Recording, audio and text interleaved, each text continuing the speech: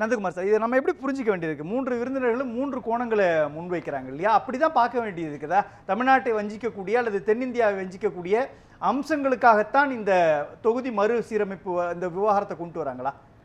இது நான் பார்க்கக்கூடிய கோணம் வந்து வேறு. இப்போ இது வந்து டீலிமிட்டேஷனுங்கிறது வந்து அவசியமா அரசியலா அப்படின்னா இது அவசியம், அரசியல் அல்ல. உதாரணத்துக்கு வந்து இது கடைசியாக நம்ம எப்போ டீலிமிட்டேஷன் பண்ணணும்? 1971 சென்சஸை வச்சு பண்ணணும். அப்போ இருந்த பாப்புலேஷன் எவ்வளோ? 55 கோடி. இப்போ கடைசியாக நம்ம எடுத்த சென்சஸ் வந்து பார்த்திங்கனாக்கா 2011 அதிகாரப்பூர்வமாக எடுத்தோம் 121 கோடி. இப்போ தற்சமயம் வந்து பார்த்தீங்கன்னா சற்றேறக்குரிய 148லேருந்து 150 கோடியை டச் பண்ணியிருக்கோம் அப்படிங்கிற ஒரு ப்ரொஜெக்ஷன் இருக்குது. இப்போ உதாரணத்துக்கு சிம்பிளாக வந்து ஒரு இப்போ இது வந்து என்னன்னாக்கா அம்மையார் இந்திரா காந்தி அவர்கள் ஒரு 25 வருஷத்துக்கு தூக்கி போட்டாங்க பாப்புலேஷன் கண்ட்ரோல் பண்ணணுன்ட்டு. அடுத்தது வந்து வாஜ்பாய் அவர்கள் வந்து அவர் ஒரு 25 வருஷம் தள்ளி போட்டார். அப்போது இப்போ நம்ம அட்ரஸ் பண்ண இருக்கக்கூடிய பிரச்சனை என்னன்னா ஒரு 53 ஆண்டு கால பிரச்சனையை நம்ம இன்னைக்கு சால்வ் பண்ணுறதுக்கு உட்கார்ந்துருக்கோம். இப்போ உதாரணத்துக்கு நீங்கள் ஒரு குடும்பத்தை எடுத்துக்கங்க. ஒரு 53 வருஷத்துக்கு முன்னாடி ஒரு அப்பா அம்மா 2 சின்ன பசங்க அந்த வீட்டில் இருந்திருந்தாங்கன்னா அந்த சின்ன பசங்க 2 பேர்த்துக்கும் கல்யாணம் ஆகி அவங்களுக்கு குழந்தை பிறந்து அந்த குழந்தைங்க இன்னைக்கு பேரம் பேத்தி எடுத்திருப்பாங்க. அப்போ அன்னைக்கு அந்த அம்மா அப்பா 2 பிள்ளைங்க வந்து ஒரு சிங்கிள் பெட்ரூம்ல டபுள் பெட்ரூம்ல இருந்திருந்தாங்கன்னா இன்னைக்கு அந்த குடும்பம் வந்து 18 பேர் நபர்கள் வந்திருக்குன்னா அந்த 18 பேரும் அதே டபுள் பெட்ரூம் வீட்டில் இருக்க முடியுமா? அப்போ குடும்பம் அதிகரிக்க அதிகரிக்க வீடு இருக்கக்கூடிய இடம் அதிகரிக்கணும். இல்லன்னா என்ன சுத்தம் சுகாதாரம் எல்லாம் கெட்டு போகும். இல்ல எனக்கு புரியுது. ஆனா இந்த டீலிமிட்டேஷன் எக்ஸர்சைஸ் இல்ல கட்டாயம் செய்யப்பட வேண்டிய ஒண்ணு. புரியுது முதல் கருத்து. இல்ல புரியுது எனக்கு. இப்போ குடும்பத்தினுடைய எண்ணிக்கை அதிகமாகும் பொழுது நீங்க டீலிமிட்டேஷன் கொண்டு வரீங்க. ஆனால் குடும்பத்தை கண்ட்ரோலா வச்சுக்கணும்னு தானே அப்பா அம்மா சொன்னாங்க. அதை தானே ஃபாலோ பண்ணிருக்கு தென்னிந்தியா. அப்போ நம்மளுடைய நோக்கம் இங்க என்னவா இருக்கணும்னா டீலிமிட்டேஷன் வேண்டாங்கிறது நம்மளுடைய நோக்கமா இருக்கக்கூடாது. இப்ப வேண்டாம், இந்த அளவுகள்ல வேண்டாம். டீலிமிட்டேஷன்ல என்ன பிரச்சனைங்கிறத நம்ம பார்க்கணும். இப்ப நமக்கு இருக்கிறது வந்து 543 எம்எல்ஏக்கள் இருக்காங்க. தமிழ்நாட்டில் 39 எம்பி இருக்காங்க. அப்போ 39 வகுத்தல் 543னா 7.18% நமக்கு எம்பி இருக்கிறாங்க. இப்போ இந்த கான்ஸ்டிடியூஷனல் இப்போ அந்த அமெண்ட்மெண்ட் பில்லு கொண்டு வராங்க இல்லையா? இந்த பில்லில் வந்து அவங்க என்ன சொல்றாங்கன்னாக்கா இது வந்து ஒரு அதிகபட்சமாக ஸ்டேட்ல இருந்து செலக்ட் பண்ணக்கூடிய எம்பிக்களுடைய எண்ணிக்கை 815 மிகாமலும் யூனியன் டெரிட்டரிஸ்லேருந்து தேர்ந்தெடுக்கப்படக்கூடிய எம்பிக்கள் 35 மிகாமலும் இருக்கணுங்கிறது அந்த கான்ஸ்டிடியூஷன் இப்போ இந்த பில்லு கொண்டு வர போகிற பில்லு வந்து சொல்லுது. அப்போ மொத்தமாக 850 வந்து கொண்டு வராங்க. அப்போ நமக்கு இன்னைக்கு நம்ம அந்த ப்ரொபோர்ஷனேட் 7.18% நீங்க 800 ஆக்குங்க 850 ஆக்குறீங்களா இன்னைக்கு வரைக்கும் இல்லை. இது வந்து அதிகபட்சம் நான் சொல்றது அந்த கான்ஸ்டிடியூஷனல் பில் இருக்கிறதுல. இப்போ இந்த டீலிமிட்டேஷன் ஆக்டை கொண்டு வந்து ஃபர்ஸ்ட் சென்சஸ் எடுக்கணும், டீலிமிட்டேஷன் ஆக்ட் கொண்டு வரணும். அந்த டீலிமிட்டேஷன் ஆக்டை வச்சு தான் நீங்க வந்து டீலிமிட்டேஷன் கமிஷன் வந்து ஃபார்ம் பண்ணுவாங்க. அந்த கமிஷன் தான் எத்தனை நம்பருங்கிறத நிர்ணயம் பண்ணும். பாரதிய ஜனதாவோ காங்கிரஸ்னுடைய ஆளும் கட்சியோ பண்றது இல்ல. என்ன சொல்றாரு? தேர்தல் ஆணையம், சிபிஐ, இடி எல்லாமே பாஜகவினுடைய அம்சமா மாறி போனதுக்கு அப்புறம் இந்த குழு மட்டும் என்ன பண்ணிட முடியும்னு சொல்றாரு. இன்னொரு விஷயம், நியாயமான கருத்து இருக்கு இல்லையா சார்? 42 சம்திங் வைத்திருந்த மக்கள் தொகை கொண்ட ஒரு மாநிலங்கள் 48 மாறிடுச்சு. குறைக்கணும்ன்ற இடத்துக்கு அதிகமாக்கிட்டாங்க. இவங்க 21க்கு குறைவாக கொண்டு வந்திருக்காங்க இல்லையா அவங்க தென்னிந்தியாவினுடைய மாநிலங்கள். அப்போ மத்திய அரசு சொன்ன ஒரு வழிகாட்டுதலை ஃபாலோ பண்ணி மக்கள் தொகையை பெருக்காம கட்டுப்படுத்தின ஒரு மாநிலத்திற்கு கொடுக்கக்கூடிய தண்டனையான் தானே இதை பார்ப்பாங்க தென்னிந்தியாவுடைய மாநிலங்கள். அதுதான் நம்ம அட்ரஸ் பண்ண வேண்டிய போர்ஷன். 2 போர்ஷன் நம்ம இதில் அட்ரஸ் பண்ணணும். இன்னைக்கு ஒரு மத்திய அரசாங்கம் அன்னைக்கு சொன்னதை வந்து நம்ம சிறமேற்கொண்டு இன்னைக்கு பாப்புலேஷனை கண்ட்ரோல் பண்ணியிருக்கோம். அந்த பாப்புலேஷன் கண்ட்ரோல் பண்ணதுக்கு நமக்கு ஒரு அப்ரிசியேஷன் கிடைக்கலனாலும் பரவாயில்ல, நம்மளை பனிஷ் பண்ணக்கூடாதுங்கிறது எனக்கு 100க்கு 100 உடன்பாடு உண்டு. அதனால தான் இந்த ப்ரொபோர்ஷனேட்டா 7.18% இப்போ இருக்கிறதா நீங்கள் கொண்டு வரும்போது கொடுக்கணுங்கிறது. ஸோ அது ஒன்று. ரெண்டாவது இப்போ பிரச்சனை என்னன்னு கேட்டிங்கனாக்கா இந்த கான்ஸ்டிடியூஷன் இந்த அமெண்ட்மெண்ட்டில் என்ன கொண்டு வராங்கன்னா இப்போ நீங்க எந்த சென்சஸை யூஸ் பண்ணணுங்கிறத வந்து சென்சஸை யூஸ் பண்ணணுங்கிறது ஏற்கனவே 84 அமெண்ட்மெண்ட் இருக்குது.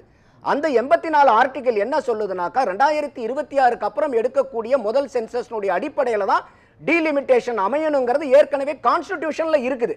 இப்போ என்ன பண்றாங்கன்னா ஒரு சிம்பிள் மெஜாரிட்டியில இப்போ எந்த பாப்புலேஷனை பயன்படுத்துறங்கிறத வந்து அரசாங்கம் முடிவு பண்ணும், இல்லை டீலிமிட்டேஷன் கமிஷன் முடிவு பண்ணிக்கலாங்கிறத கொண்டு வராங்க. இது சிக்கலான இடம். இது பாரதிய ஜனதா மட்டும் இது சிக்கல்னு நான் சொல்லல.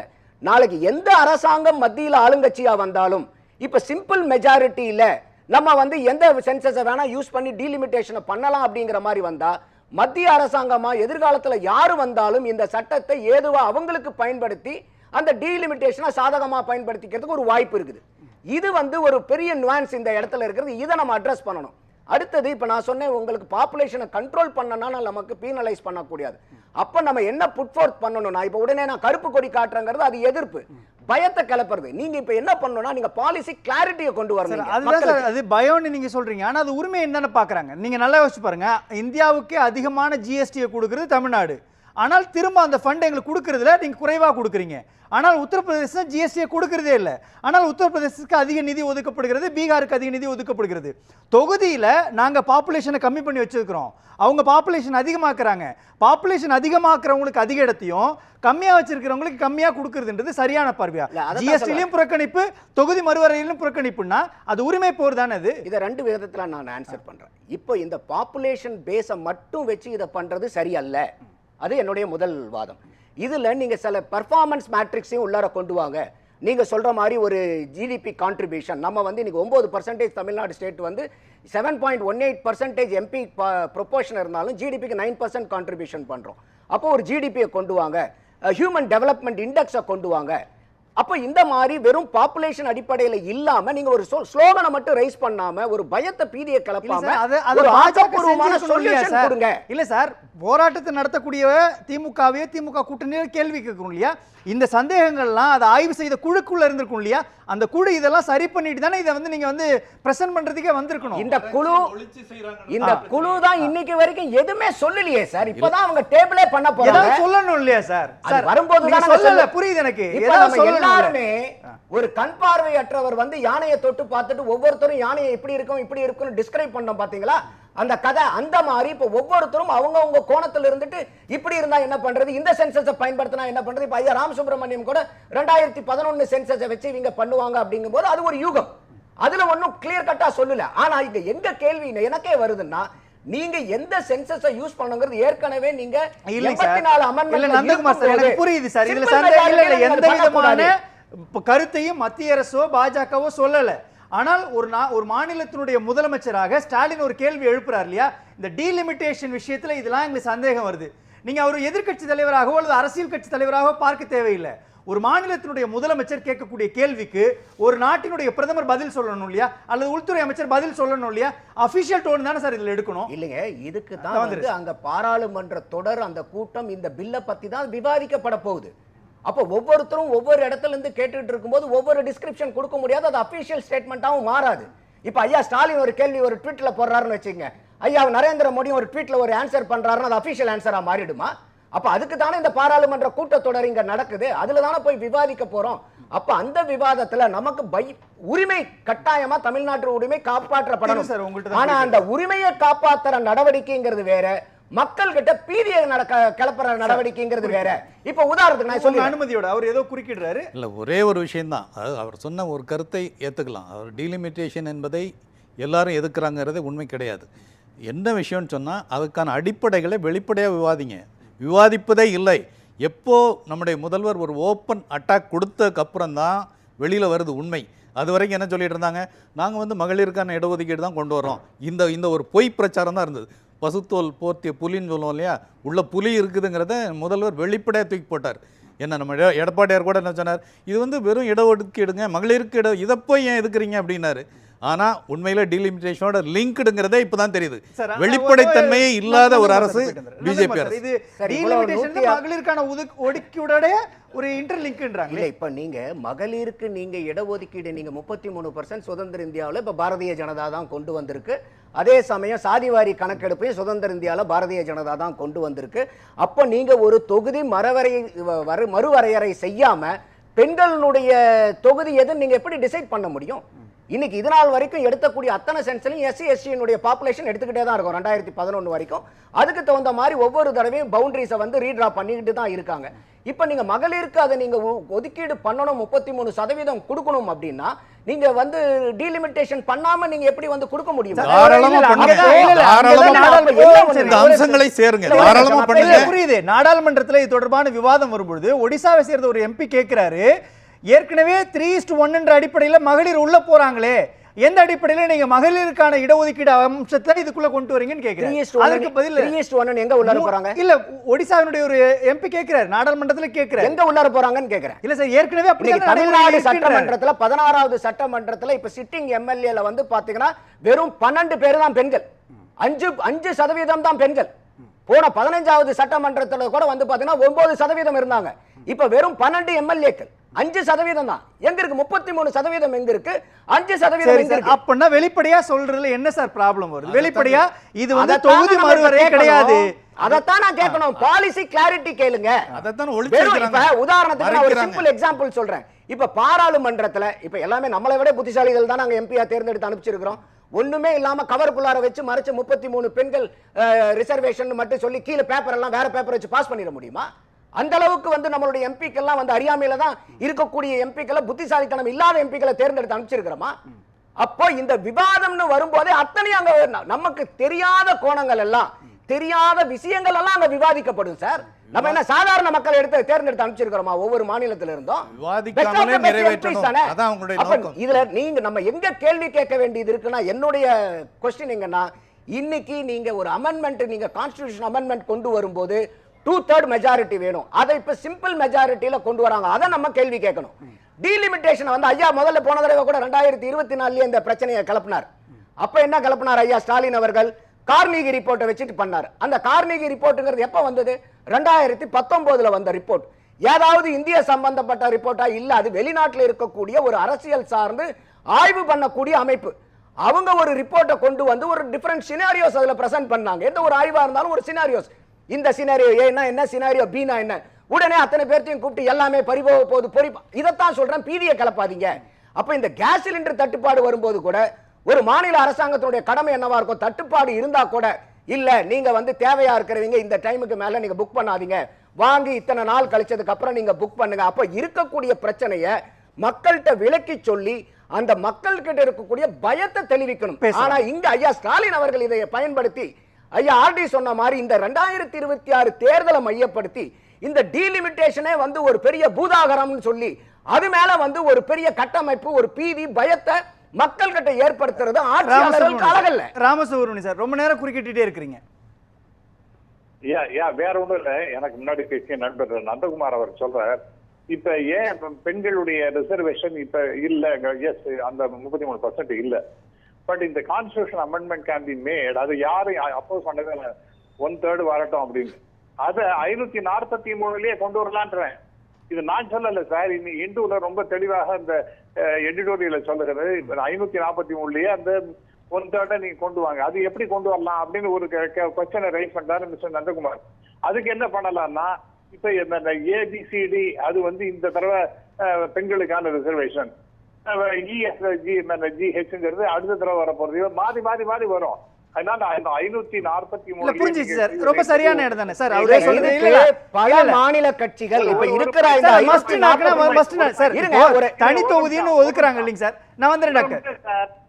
சொல்லுங்க டாக்டர். நான் முடிக்கிறேன் சார். அதாவது தயவுசெய்து, அதாவது அந்த அதனால வித்தின் தட் 543 1/3 மாத்தி மாத்தி வரலாம். அது முன்னாடியும் இப்பவும் கூட இந்த இதெல்லாம் எஸ்சி சில இதெல்லாம் கான்ஸ்டிடியூன்சி எல்லாம் எஸ்சி போடுறோம், அப்புறம் மாத்துவாங்க, இந்த மாதிரிலாம் இருக்கு. அது போல பெண்களுக்கு மாத்திக்கலாம், ஒண்ணு ப்ராப்ளமே கிடையாது. ஒண்ணு. ரெண்டாவதாக நம்பர், யார் அந்த நம்பர் இன்க்ரீஸ் பண்ண வேண்டாம்னு யாருமே சொல்ல. திரு நந்தகுமார் அவர்கள் தவறாக புரிந்து கொண்டிருக்கிறார். இல்ல ஐயா ஸ்டாலின் அவர்கள் கொடுத்த முதல் ரெக்கமெண்டேஷன் இல்ல, ஒரே நிமிஷம், ரொம்ப நுட்பமான இடம் இல்லையா? அதான் நான் தெளிவுபடுத்துறேன். இல்ல ஸ்டாலின் அவர்கள் தென் மாநில முதல்வர்கள் பஞ்சாப்ல இருந்தெல்லாம் வந்தபோது அன்னைக்கு அவர் வச்ச முதல் ரெக்கமெண்டேஷன் திருப்பி இதை 25 வருஷம் தள்ளி போடுங்க. அப்ப ஏற்கனவே 50 வருஷம் இல்ல இல்ல, அதுல ஒரே நிமிடம் இல்ல, அவர் கேக்குறது இந்த 543 தொகுதிகளுக்குள்ளேயே மகளிருக்கான ரிசர்வேஷன் கொண்டு வரலாமே, 234க்குள்ள தனி தொகுதி இருக்கும்போது கொண்டு வரலாமே. இது பல மாநில கட்சிகள் ஏத்துக்கல. அப்ப இப்ப நம்ம 543 இத நடைமுறைப்படுத்துறது இன்னைக்கு சீமான் அதுக்கு மேல பண்றாரு. சட்டசபையில இப்ப 234 சீட்ல 118 பேருக்கு பெண்கள் வேட்பாளர்கள் நிறுத்துறாங்க. திமுக எவ்வளவு நிறுத்திருக்கு? உங்களுக்கு திமுக சீட்டை விட கம்மியா கொடுக்குது டாக்டர். இப்ப 39 சீட்ல 13 சீட் வந்து நீங்க பெண்களுக்கு எம்பிக்களுக்கு கொடுத்திருக்கீங்களா? ஒரு நிமிஷம் டாக்டர் ஒரு டாக்டர் நிமிஷம் ராமசுப்ரமணியம் இருங்க. நீங்க அது கொடுக்கலங்கிறது தான் இப்ப கொடுக்கணுங்கிறது தான் எல்லாருமே சொல்றாங்க. நீங்க இப்ப எந்த கொடுக்கலையேன்னு சொன்னா ஏன் அதை கொடுக்கணும்னு எல்லாருமே ஒத்துட்டு இருக்காங்க. அது வந்து எல்லா எம்பிஸ் எல்லா irrespective of party differences அது எல்லாரும் ஒத்துட்டு இருக்காங்க. ரெண்டாவது 850 நீங்க வரும்பொழுது இப்ப இருக்கிற அந்த 14% இப்ப அந்த ப்ரொபோர்ஷனேட் பர்சன்டேஜ் இருக்கு பாருங்க, அதே மாதிரி மெயின்டைன் பண்ணுங்க. அதே மாதிரி நீங்க எடுத்துன்னு போங்களேன். என் நம்பர் இன்க்ரீஸ் பண்ண வேண்டாம் யாருமே சொல்லல. 850 எஸ் 850 இருக்குன்னா அது நாளைக்கு 900 கூட மாறட்டும், 950 மாறட்டும், அதெல்லாம் நோ கொஸ்டின்ஸ் ஆஸ்க்ட். பட் இந்த don't try to upset the apple scotch. இந்த ப்ரொபோர்ஷனேட் பர்சன்டேஜ் நீங்க தயவுசெய்து கெடுக்காதீங்க. இல்ல இல்ல அதுதானே என்னுடைய நான் ஃபர்ஸ்ட் சொன்னது அதுதானே. இன்னைக்கு 7.18% நம்மளுடைய ப்ரொபோர்ஷன் இருக்கு. நீங்க எத்தனை எம்பி சீட் வந்தாலும் அந்த 7.18 அப்ளிகபிள் பண்ணுங்கன்னு நானே சொல்றேன். அத நீங்க சொல்றீங்க அது இல்ல சார் சொல்யூஷன் கொடுக்கணும். நம்ம அத விட்டு நான் கருப்பு கொடி காட்டுவேன், நான் வந்து மக்கள்கிட்ட பீதி கலப்புறங்கறது சொல்யூஷன் இல்ல. விழிப்புணர்வு நம்ம அரசியல்வாதிகள் ஸ்லோகனை ரைஸ் பண்ணணுமா, சொல்யூஷன் கொடுக்கணுமா? ஒரு நிமிஷம் இறங்கி சத்தம் போடுறதுனால யூ கேன் இல்ல இல்ல சார் நான் பேசிட்டு இருக்கும்போது நீங்க குறுக்க வந்தீங்க. பர்மிஷன் கேட்டே வந்தேன். பேசலாம் சொல்லுங்க டாக்டர். டாக்டர் பேசுங்க, அவர் பதில் சொல்லட்டும். எஸ் ஒரு நிமிஷம். அதாவது அந்த ஒரு பாயிண்ட், அதனால பெண்களுக்கு ரிசர்வேஷன் கொடுக்க வேண்டாம் எந்த கட்சியும் சொல்லல. ரெண்டாவதாக அந்த 750 அல்லது நாளைக்கு 900 அல்லது 1000 ஆனாலும் கூட இப்ப இருக்கிற இந்த ப்ரொபோர்ஷன் இந்த 14% இருக்கு. இதைத்தான் திரு ஸ்டாலின் அவர்கள் அந்த மற்ற கட்சிகள் எதிர்கட்சிகளுடைய மாநாட்டை ரொம்ப தெளிவாக குறிப்பிட்டார். அந்த மாதிரி பர்சன்டேஜ் பண்ணிட்டு போங்களேன். ஏன் நீங்க என்ன ஏன் குறைக்கிறீங்க? ஏன் என்னோட தமிழ்நாட்டு நம்பரையும் சதர்ன் ஸ்டேட் நம்பரையும் just because control the population நம்மள நன்றி டாக்டர். நன்றி. நான் நந்தகுமார்ட்ட போயிட்டேன். ரெவென்யூ குறைக்கிறதுங்க எந்த விதத்துல நியாயம் கேக்குறேன். நன்றி. இப்ப இதுல நீங்க முன்னாடி கூட கேள்வி கேட்டீங்க, இவர் எந்த விதத்துல பாதிக்குது. இது வந்து இந்தியாவுடைய ஃபெடரல் ஸ்ட்ரக்சரை மாத்தும். அப்ப வந்து ஒவ்வொரு மாநிலத்துக்கும் ஒரு உரிமை இருக்குது. அவங்கவுங்க ஒவ்வொருத்தருடைய குரலும் எழுப்பணும். இன்னைக்கு கான்ஸ்டிடியூஷன்ல நம்ம வந்து இந்தியாவிலே என்ன சொல்றோம், நம்ம ஒவ்வொரு வாக்குக்கும் 1 vote வந்து ஈக்குவல் ரைட்ஸ் இருக்கணும், 1 voteக்கு வந்து ஈக்குவல் வேல்யூ இருக்கணுங்கிறோம். அப்ப இந்த இடத்துல சிக்கல் வந்ததே நீங்க வந்து தள்ளி தள்ளி போட்டுட்டு வந்தனால பிரச்சனை இல்லைங்க சார். உத்தரப்பிரதேசத்துக்கு 120 இடத்தை கொடுத்துட்டு தமிழ்நாட்டுக்கு 51 இடத்தை கொடுத்துட்டா ஃபெடரல் ஸ்ட்ரக்சர் சமமா இருக்குமா? அதைத்தான் சொல்றேன். அப்படி ஆகாது. நமக்கு வந்து இன்னைக்கு இருக்கக்கூடிய இப்ப ஒரு ஐயா ராமசுப்ரமணியம் சொன்னார் இல்லையா, இப்ப தமிழ்நாட்டுக்கு 39 இருக்கிறது 51 மாறும். ஆனா நம்ம 7.18% போட்டோம்னா நமக்கு சற்று ஏறக்குறைய 60 சீட்டு வரும். நமக்கு ஒரு 9 எம்பி வந்து நமக்கு கம்மி ஆகுது. அந்த 9 எம்பியை வந்து நம்ம கேட்டு வாங்கணும். உத்தரப்பிரதேசத்துக்கு இதை விட 3 மடங்கு அதிகமாகுது சார். பாப்புலேஷன் எவ்வளவு சார் உத்தரப்பிரதேஷ்? எப்படி சார் நீங்க ரெண்டையும் கம்பேர் பண்ண முடியும்? அதான் சார் மெயின். நீங்க அங்கேயும் கொடுங்க இங்கேயும் கொடுங்க சார். கம்மி பண்ணுங்கன்னு சொன்னது யார் சார்? சார் அதாவது பாப்புலேஷனை கம்மி பண்ணுங்கன்னு சொன்னது யாரு? Central government. அப்ப இன்னைக்கு பாப்புலேஷன் அதிகம் வச்சிருக்கிறவங்களுக்கு சீட் அதிகம்னு சொல்றது சென்ட்ரல் கவர்மெண்ட்னா தமிழ்நாடு என்ன? தமிழ்நாடுடைய நிலை என்ன? ஏற்கனவே இவ்வளவு நேரம் சொல்லிட்டு இருந்தது நம்ம சென்ட்ரல் கவர்மெண்ட்னுடைய ஆர்டரை நம்ம ஃபாலோ பண்ணனால நம்ம பீனலைஸ் ஆகக்கூடாதுங்கிறதா என்னுடைய வாதம். ஃபெடரல் ஸ்ட்ரக்சர் மாறக்கூடாது. அதே சமயம் பீதியை கலப்பாதீங்க, சொல்யூஷனை புட் ஃபோர்த் பண்ணுங்க. நான் சொல்றது பாப்புலேஷன் மட்டும் இல்லாம இன்னைக்கு வரைக்கும் எந்த சென்செக்ஸ்ங்கிறது யாருக்கும் தெரியாது. எத்தனை எம்பி சீட்டு போக போகுது யாருக்குமே தெரியாது. இது வரைக்கும் என்ன இந்த பில்லுல அவங்க சொல்லி இருக்கிறது எனக்கு உடன்படிக்கை இல்லாத ஒரு விஷயம் என்னன்னா 2/3 மெஜாரிட்டி இல்லாம சிம்பிள் மெஜாரிட்டியில இந்த கான்ஸ்டிடியூஷன் இந்த சென்செக்ஸ் எதுங்கறத வந்து டிசைட் பண்ணலாம்னு கொண்டது எனக்கு உடன்பாடே இல்ல. காரணம் என்னன்னா இன்னைக்கு பாரதிய ஜனதா மட்டும் இல்ல, வருங்காலத்துல எந்த அரசியல் கட்சி மத்தியில் ஆண்டாலும் அது ஒரு ஆபத்தான சூழ்நிலையை உருவாக்கும். ரொம்ப அரசியலாக்கப்படுதுங்கிறது தான் நான் சொல்லியிருந்தேன். அதான் 75% அதுக்கு சொல்லியிருக்காங்க. ஏன்னா இதில் வந்து நம்ம கிளாரிட்டி கொடுக்கணும். ஒரே ஒரு சின்ன பாயிண்ட் மட்டும் என்னன்னா, இப்போ யூனியன் டெரிட்டரி வந்து 13 இருக்கிறத 35ங்கிறது வந்து ஏற்கனவே யூனியன் டெரிட்டரி லட்சத்தீவு மாதிரிலாம் எடுத்தீங்கன்னா அங்கே மக்கள் தொகை 70,000 தான், ஓட்டர்ஸ் 50,000 தான். அதுக்கு ஒரு எம்பி. தமிழ்நாட்டுக்கு சற்று ஏறக்குறைய 18 லட்சம் வாக்காளர்களுக்கு ஒரு எம்பி. இதே வந்து பீகார், உத்தரப்பிரதேஷ், ராஜஸ்தான்லாம் எடுத்துட்டீங்கன்னாக்கா அவங்களுக்கு 31 லட்சத்துக்கு ஒரு எம்பி. அப்போ இவ்வளோ பெரிய ஒரு பிரச்சனைகள் இருக்கு. அப்ப நீங்க இப்ப இருக்கக்கூடிய சூழ்நிலையில வந்து நீங்க யூனியன் டெரிட்டரிக்கு வந்து இன்னைக்கு 13 எம்பி 543 530 ஸ்டேட் 13 வந்து யூனியன் டெரிட்டரியில இருந்து வருது. அது டெல்லியில வரக்கூடியது 7. அதுல வந்து பாத்தீங்கன்னா சற்று ஏறக்கூடிய வாக்காளர்கள் சமமா இருக்காங்க. அப்போ எந்த இடத்துல அதிகப்படுத்தணுங்கிறதுல கொண்டு வரணும். மறுபடியும் இந்த பிரச்சனை 50-55 வருஷத்து பிரச்சனையை திருப்பி வரவும் பார்த்துக்கிட்டுன்னு சொல்லி இன்னொரு 25 வருஷம் தள்ளி போடாம இன்னைக்கு பாரதிய ஜனதா வந்து இதை கையில எடுத்து இதுக்கு ஒரு தீர்வு கண்டுபிடிச்சாங்கன்னா எந்த ஸ்டேட்டுக்குமே இது வந்து வின் வின் சிச்சுவேஷனா இருக்கணும்.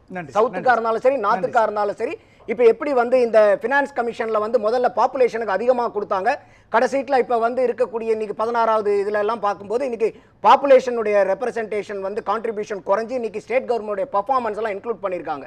அந்த மாதிரி இந்த டீலிமிட்டேஷனுடைய கிரைட்டீரியாவும் மாற்ற வேண்டிய ஒரு உச்சகட்ட நிலைமையில நம்ம இருக்கிறதாவும் நான் பதிவு